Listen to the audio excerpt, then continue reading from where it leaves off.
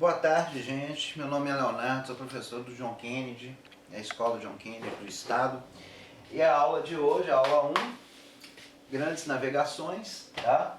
Eu coloquei esse tema aqui, que é o tema da portuguesa, que é o hino nacional português, né? Heróis do mar, nobre povo, nação valente, imortal.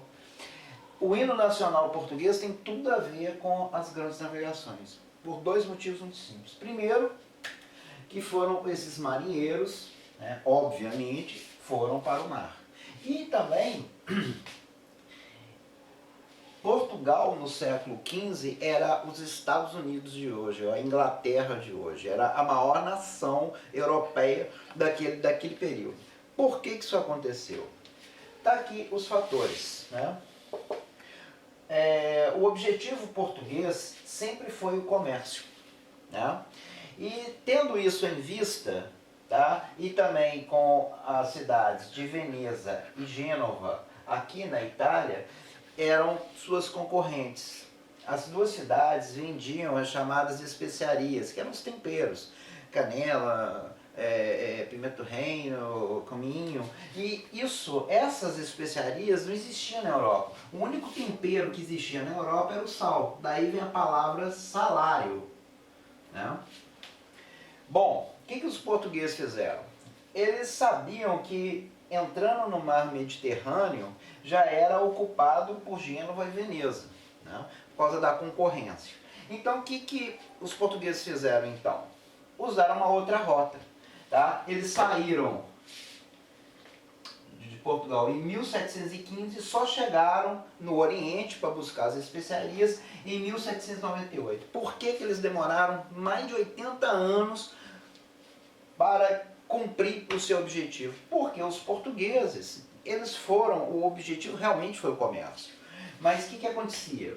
Eles vinham para cá, até uma determinada área na África, e voltavam. No ano seguinte, no verão seguinte, eles iam mais à frente e voltavam. Nessa brincadeira de você costear a costa africana e retornar para Portugal, Portugal acabou descobrindo várias ilhas. A ilha dos Açores, a ilha de Cabo Verde. Tá? E essas ilhas foram fundamentais para a descoberta do Brasil, que viria posteriormente, tá certo?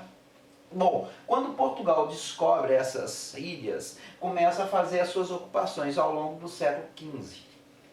Em 1488, dobra o Cabo da Boa Esperança. O Bartolomeu Dias ele contorna esse Cabo da Boa Esperança. E o Vasco da Gama, time Vasco da Gama, em homenagem ao Vasco da Gama, chega no Oriente em 1498. O Vasco da Gama ele não tinha o intuito de sair para Portugal e ir para um spa no Oriente. O objetivo sempre era o comércio, sempre era as especiarias.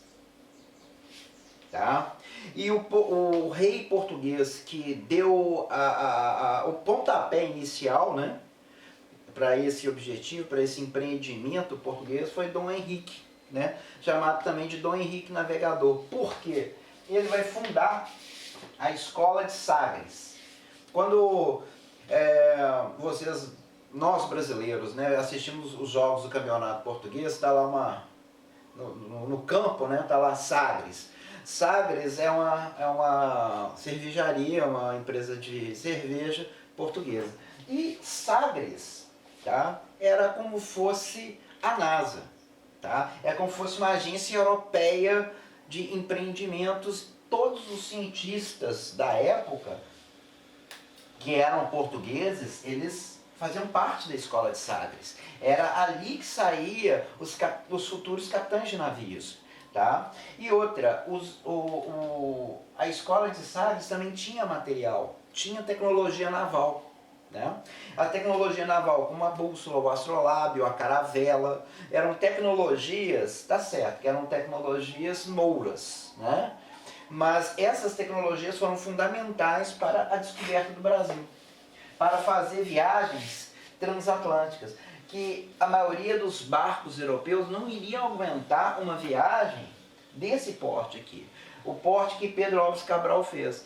Muita gente imagina que Pedro Álvares Cabral ele veio num barco só. Não. Ele veio com acho que entre 10 a 15 barcos. Cada barco tinha mais ou menos aí umas 200 a 300 pessoas. Eles têm que multiplicar por 15. Tá?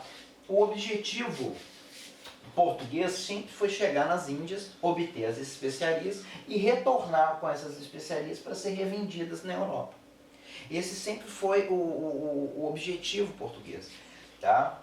E o que acontece? Nessa brincadeira, né, de ir ao Oriente, Cristóvão Colombo, o que ele fez? Ele descobriu a América e isso criou uma tensão.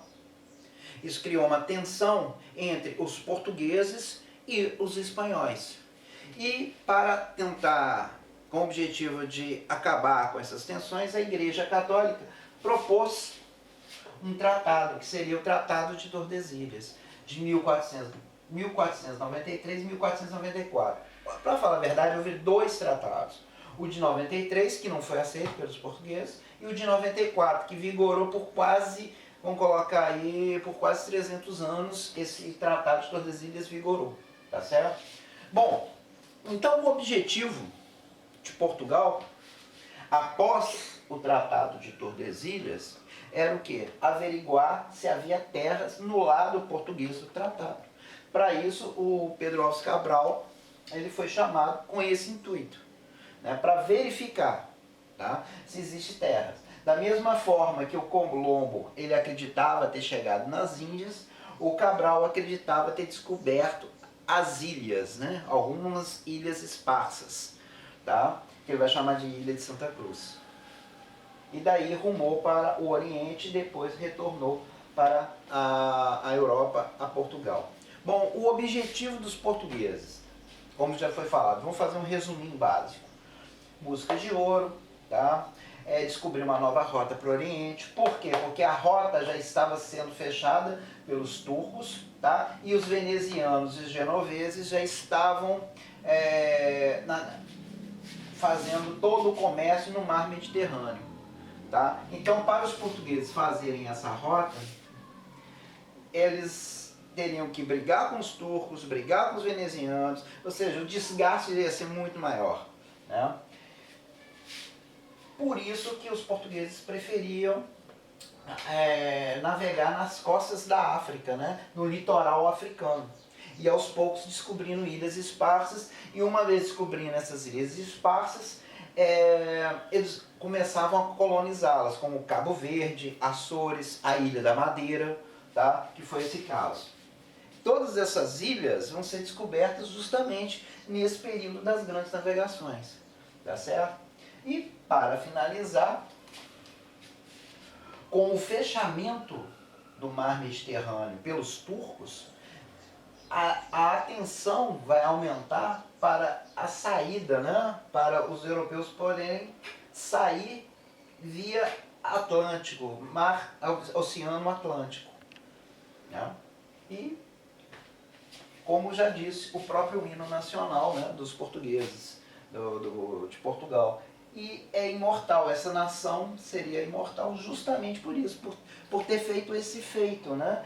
De você ter saído do cômodo da sua casa e se aventurado no mar. E essa aula, muito obrigado.